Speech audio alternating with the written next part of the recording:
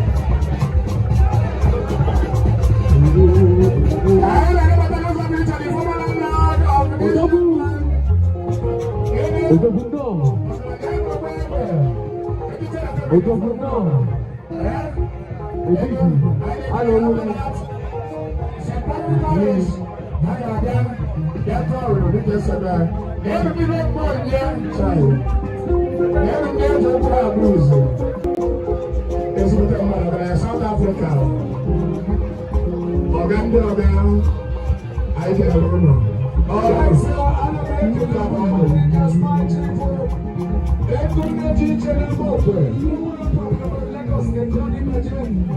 Good morning, Lagos. Good afternoon, Southeast.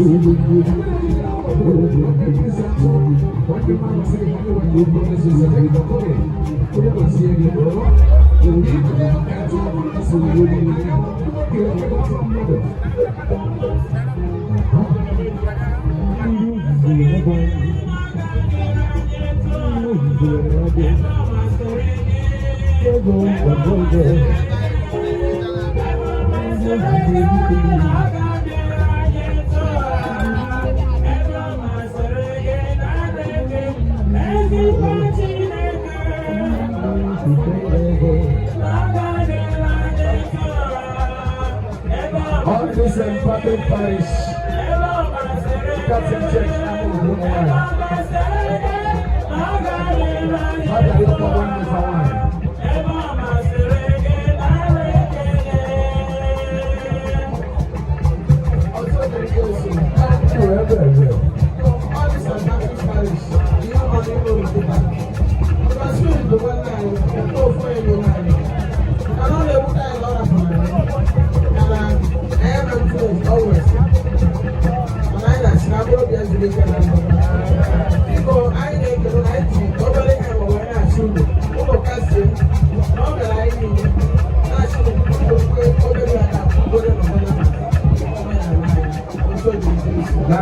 thank you. This is the Patrick. Parish, I know. You can make a so much. I'm not going to so let me go there, man. You know what I don't know how to do. All right, people, I all the members and officers of our station. Led by our Honorable Chairman, President Honorable Abodi. He's leading us now. Honorable, thank you for coming up, Mrs. Honorable Abodi. On behalf of the station.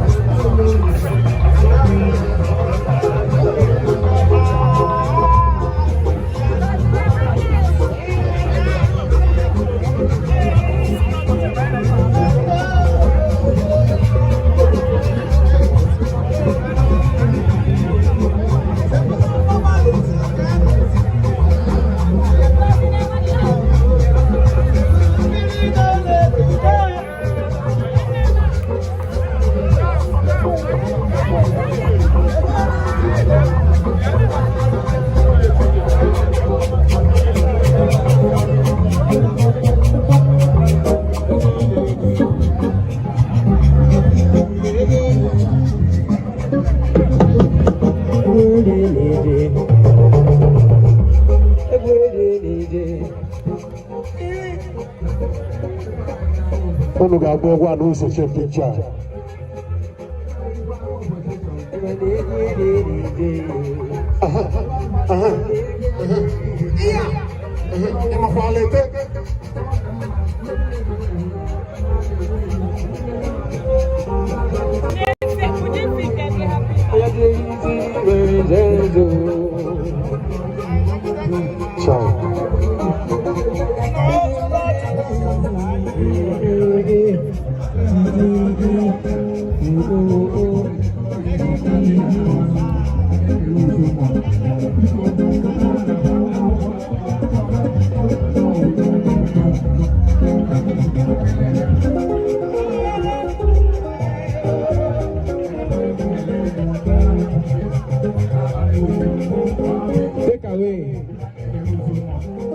Take a long.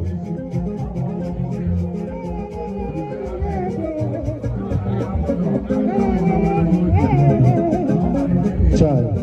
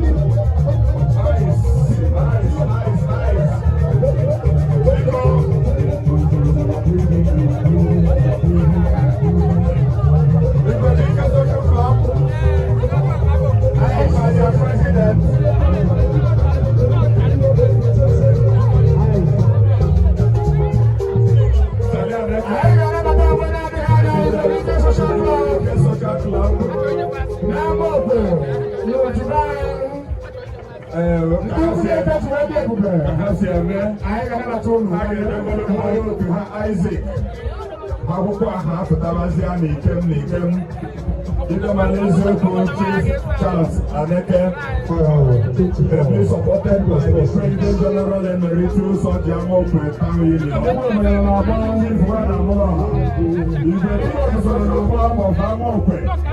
Is one of the paramount social clubs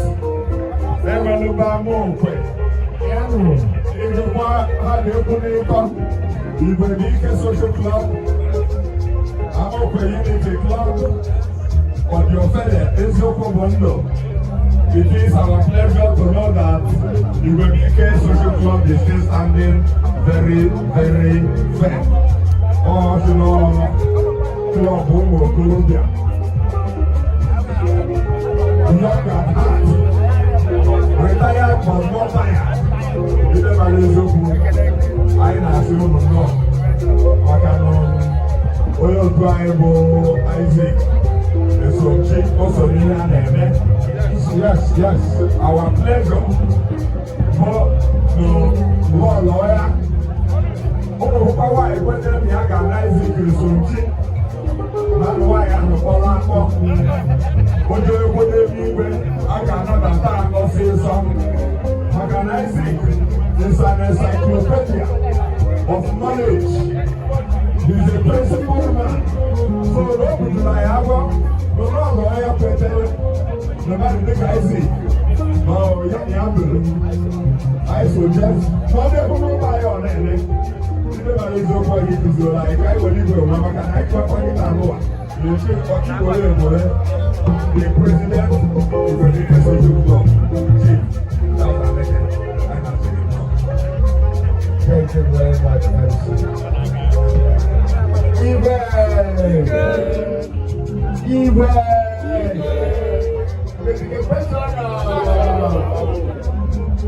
It's like a 1978. What can I do? I'm going to be in there by 1978. That is number one.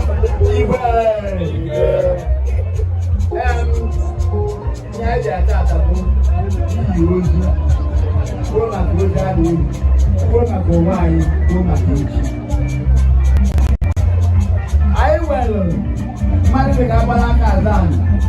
Going to an for year by 1978 as a first registered member. You are found. I will make a some cheap. We will get out of any damn wine. I think it's a little bit on a motorcade. I will want to them to fight. They will put them. You are found. I don't have one. I say I will learn. I very happy for that guy to I begin I understand why. Today we read this thing. And that's because you can hear there. But the people maybe better than 4 people by the side. And today we are together. I think the government and the people of the weekend. But you know, very. Therefore, you put your line and already know very. Those are the most. You are going to be our brothers. I give up them. Today, that things will give up. You will wait for that of what? So then I think I don't pass it. I will question. All about the Dubai option. So then I feel about the one below. How do you begin? You can go through. Arena. You open up your prayer and I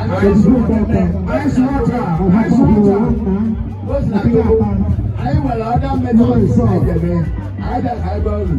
I met all that. I will not come where it is. I don't pay life. And I let it be inside.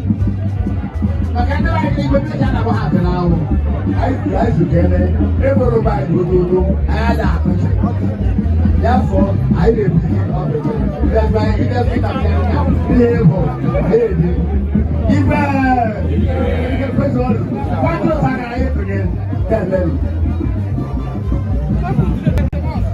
Ibe mara eziokwu, uchefuke nne, ibe mara eziokwu, igwe, ịmara ọnụ na-ama ndị ọdụ ofere anyị aka.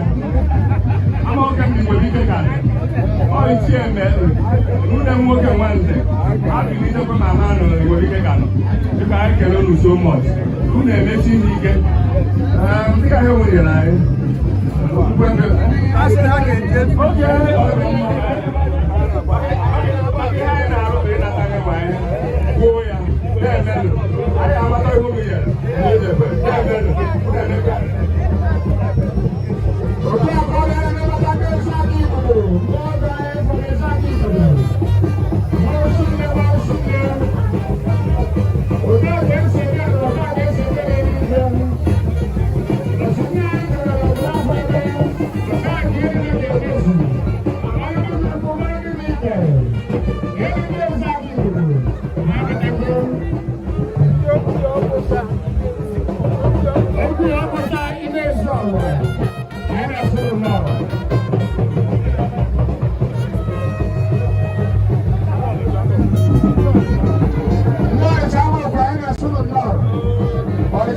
anyị na-asụ ụlọ nnọọ dịka mana ọ na-abụ ndị ezi agụ ọ na-abata biko ka ndị eze agụ na-ejeje it will be our pleasure to welcome His Royal Highness and the cabinet of His Royal Highness Igwe Chekwa Ojamoke, ably led by His Highness Olorontos Masoya and the other eminent cabinet members. Let me also use this opportunity to appreciate our brother and our friend, the President Ogunola.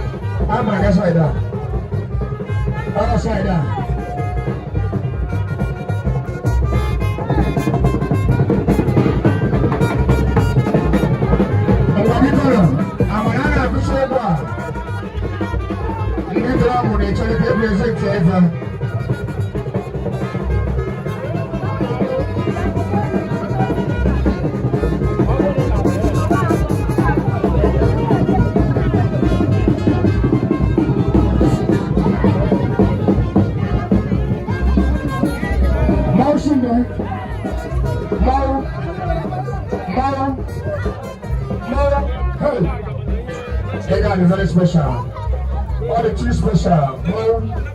Nagazia. One more is I got that. All one day is I got. All one day is I got. Yes. Hello, Korea. More.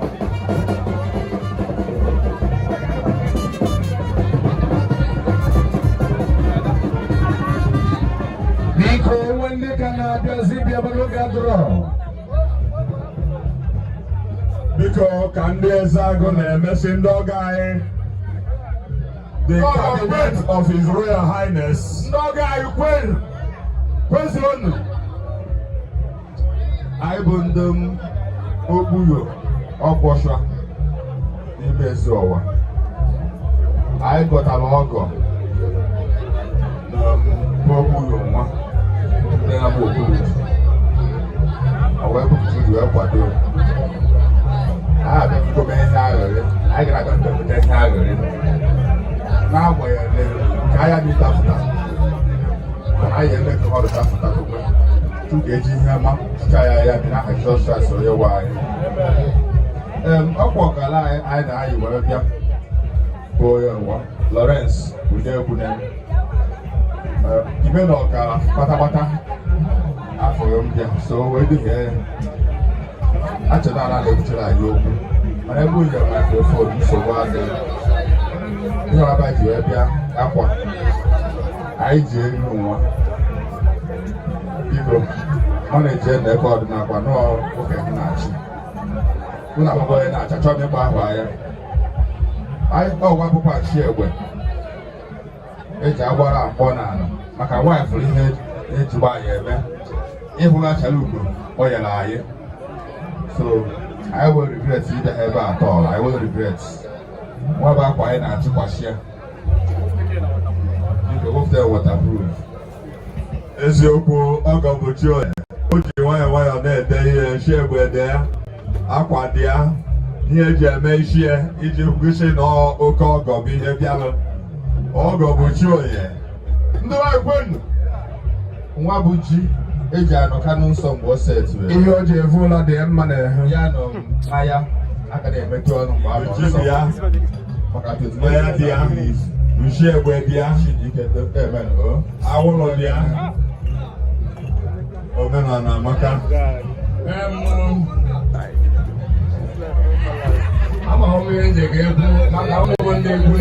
onye a na-anụ onye bụ High Chief Barrister O.C. Chikezie on behalf of the family.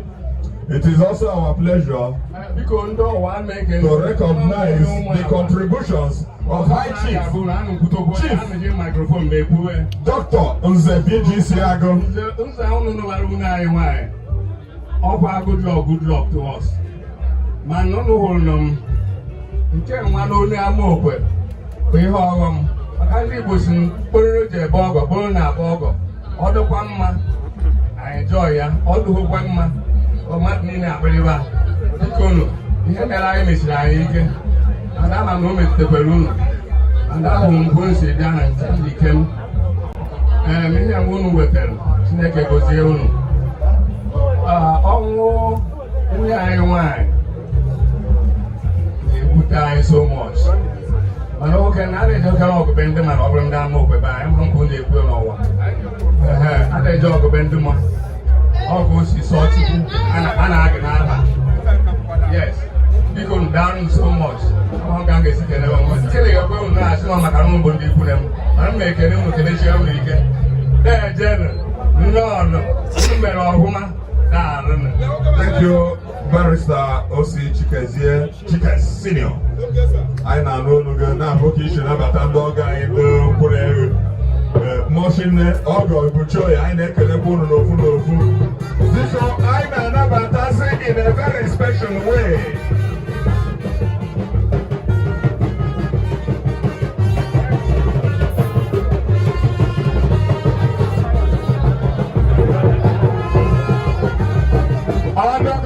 We don't have an apple over.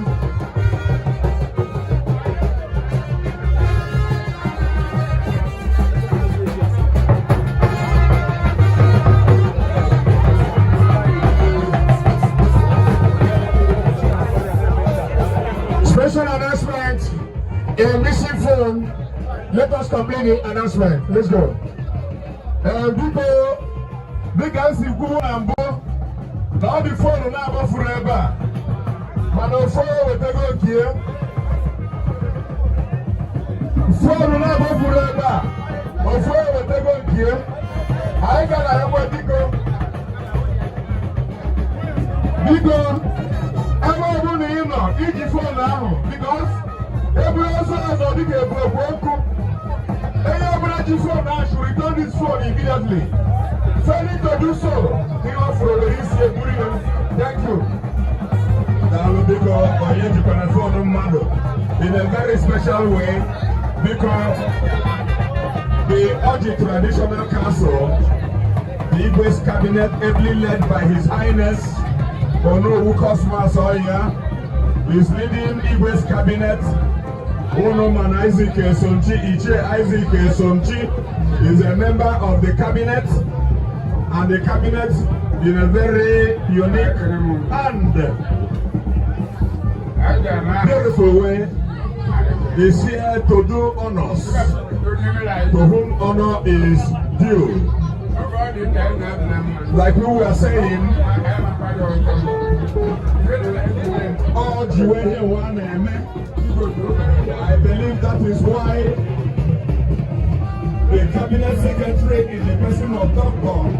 is heading the committee that I've seen here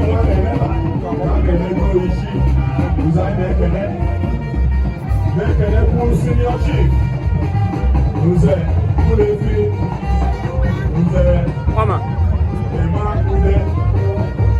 we will not begin to do a roll call of the cabinet members that are here, but the President General of the Union is here. This cabinet today is ably led by His Highness Cosmas Oya, who is the Onowu of Odiamoko. And of course, it will not do credit if we do not recognize the oldest man in the cabinet, the chair, who represents Aneke, the chair, Daddy Aneke. Onowu, okay, so I go again, I am easily. Okay, cabinet member, secretary, so here the best here. Every other person, please stay back. Can I say for the boy of an Africa?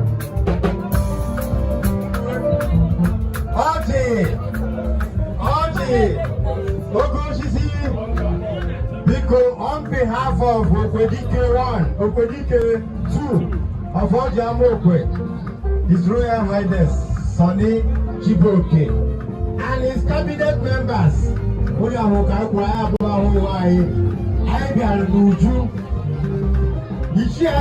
some GB are member and not an active member of the council. Contributions here are very, very useful and critical to the development and movement of Odiamokwe.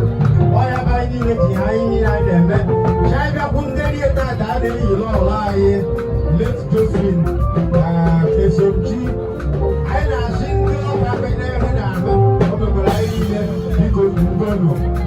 I the council of the show over the idea. Get you good object. Get you here, you will have all of our Lakatike. All person, I divorce of 50,000. I hear Ndonel National Biko Cashier Ndono on behalf of the council. I assume Ndono.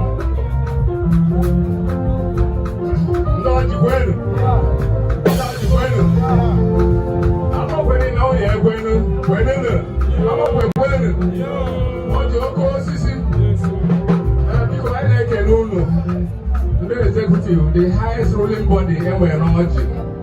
All of Mondo Gabata, now Sana Snow Sugaba, Onobo Gabata, so all that direct in any line, Oji Jagani, I think they don't know.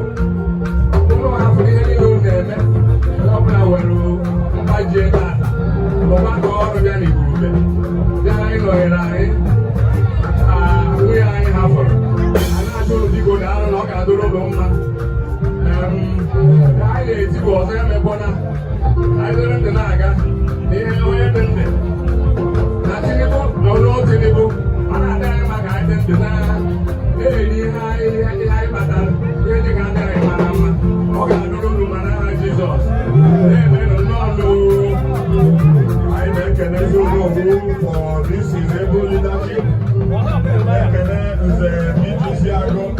For heading the committee of friends. This cabinet, one of the most beautiful cabinets in the entire Ebola. I never know who the cabinet members of the traditional council of the Igbo presentation. I never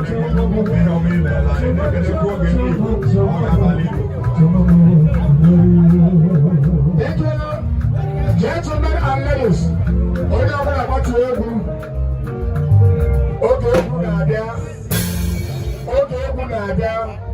keep a hand of a business again. When did you hear where they are from? I never had you where they are. Okola, in the trial, I tell you, turn your back. Can I never watch from station? Okay, have your time there, yeah?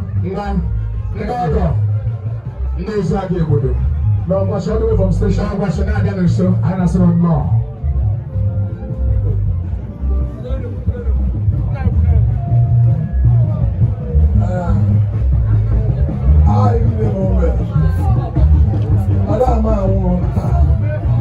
I will ask in the station.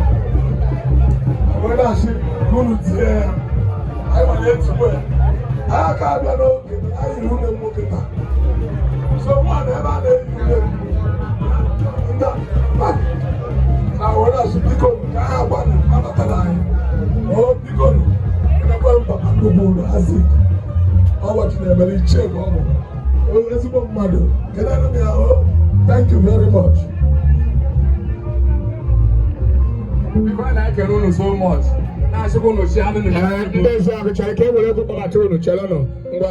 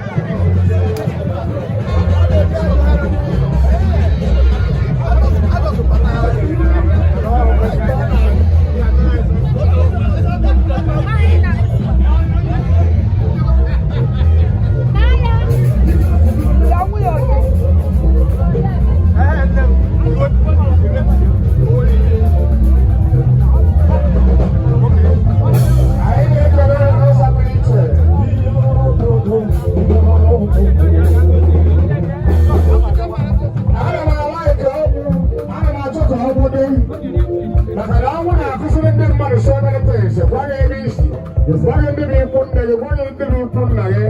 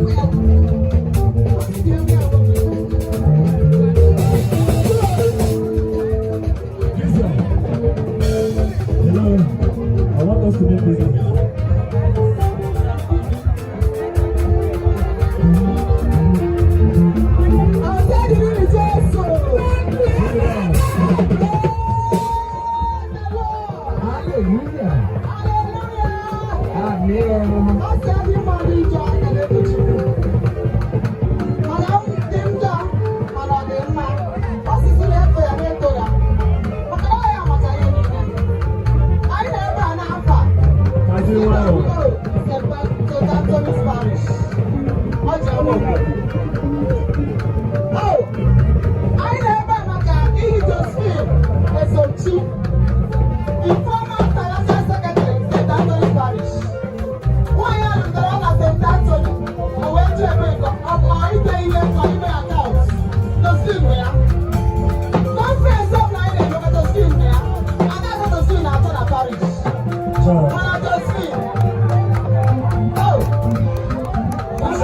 ihe na-esi na biyo na St. Anthony ihe mere anyị, mana asị ọnọdụ ọbụla ihe ọbụla mere Chineke nara ekele.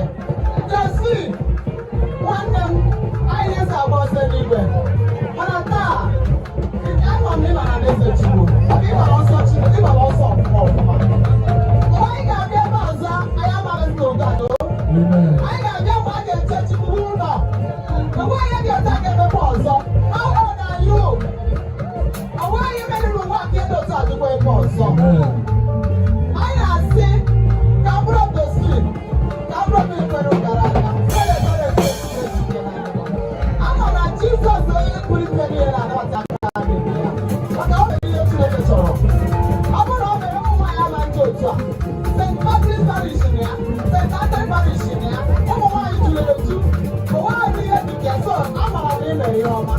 So anyị ji aha ndị St. Anthony Parish n'Igbo. O nwere nkata ihe dị ebe a. Anyị ga-eji ego na-eji ije. Ego na-eji ije. ọ ka nweta Ego na-eji ije. Lee na nnukwu mmadụ nnukwu ego. Ego nwere prejudice and other sister. Ladies and gentlemen.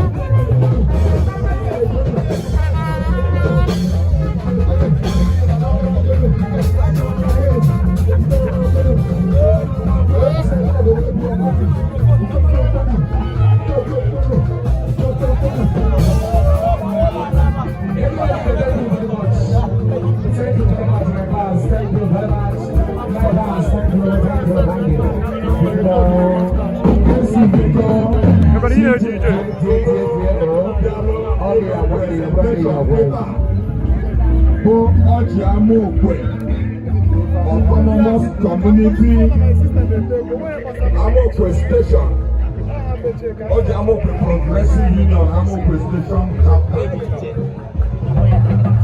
Ichie Isaac Esochi both the Ichie Amaokwe Station, Ọjị Amaokwe, and our leader Ibelayi today. Maka kiri mekwe kiri mekwe shiri mekwe ibute check Nze Amaokwe Station in the person of Honorable Chief Nze Dr. B.G.C. Agum, former Deputy Mayor of the local government.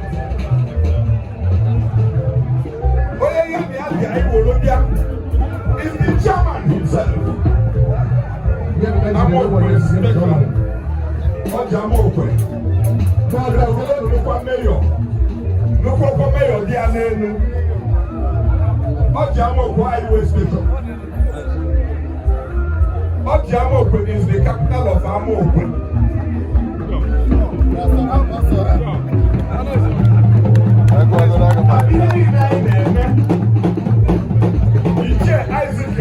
lụrụ ọlọ ya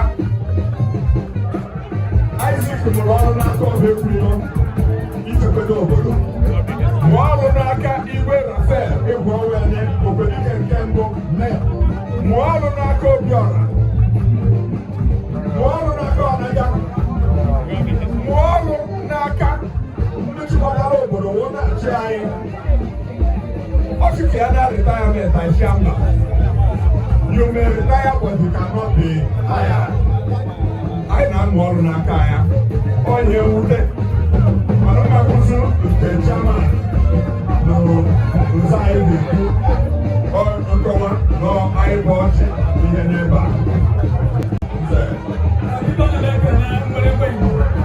onye ọ na-ekwu maka ebe ichi Isaac Esonchi ebe o si ikpe na ụmụ ọrụ he was one time chairman of Amope Station he was the founder and chairman of Neighborhood Watch Amope Station so this man was a wonderful man very wonderful Amope Station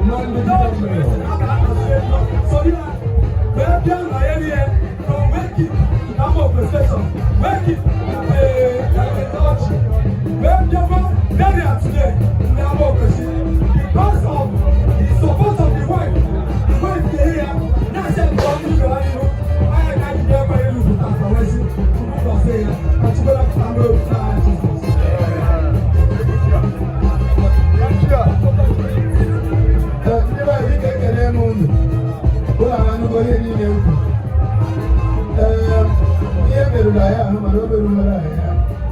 maka ihe niile Isaac Esonchi na-eme ọlụ ọ na-akwụbere ya na behind every successful man there must be a woman ọ ga-ama onye ọbụla tiwe ọtụtụ okwu anụ ọnụ ka mgbe n'ebe ihe anyị ji bịa with the sum of 40,000 naira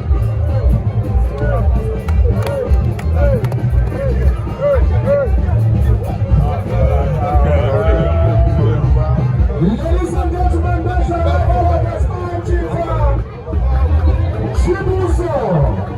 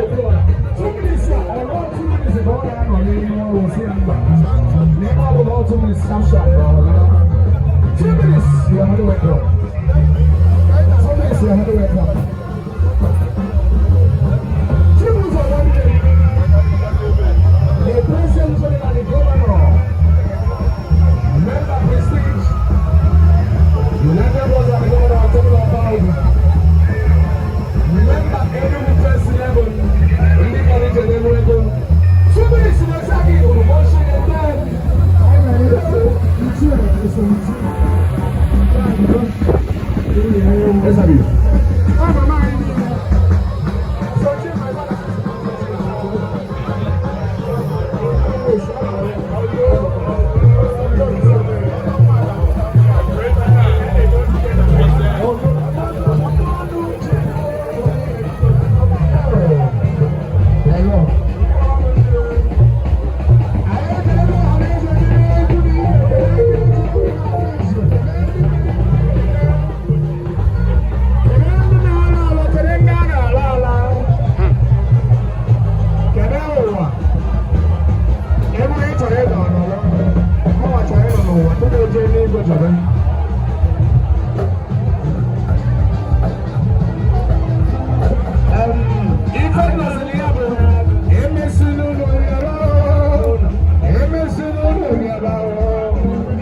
Jesus can solo.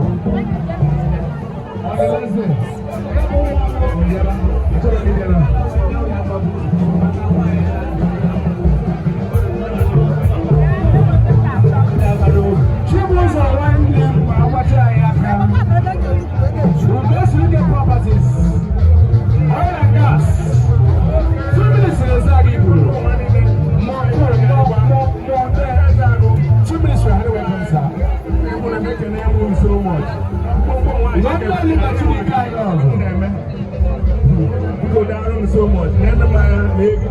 Yeah, what about the weekend? We go down on so much. I ain't going to lose up on each other. I ain't going to be your problem. We need to get over to anywhere. I ain't going to get over somewhere we shall. Emo bahari mo mo yun na ito sa ne ma ne mo mo ni de na kana mo yun ya yi abule ni ke ku wa yo kana mo yun ya yi abule ni ha ba to ji no ke china dan do kana mo yun ya yi mo de ga ma sa ya onwe o to akọ su pe se de ma ne cho ma ri fa ro lo ana to ku wa ye pa lo mo ye ye ada cho wa ne pa lo mo ye ye ìjọba ṣe business trip happen when you're in law.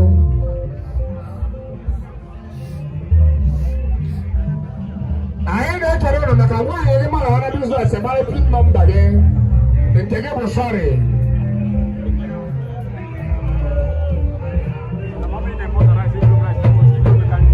When you're man on a pin number, then you take it take it sorry.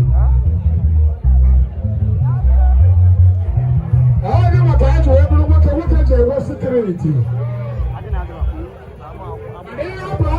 Security. Here's a way to pin number. A man out there, go. I ain't going to do that. I'm going to put that in the can.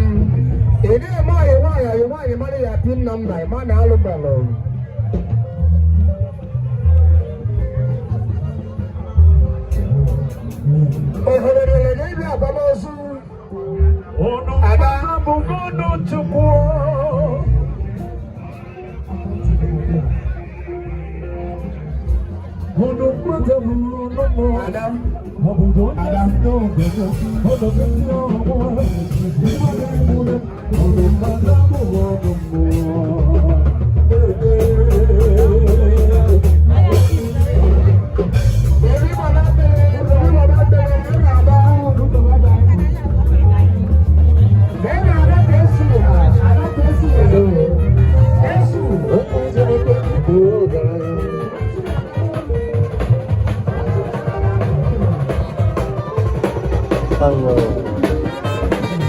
I went on one.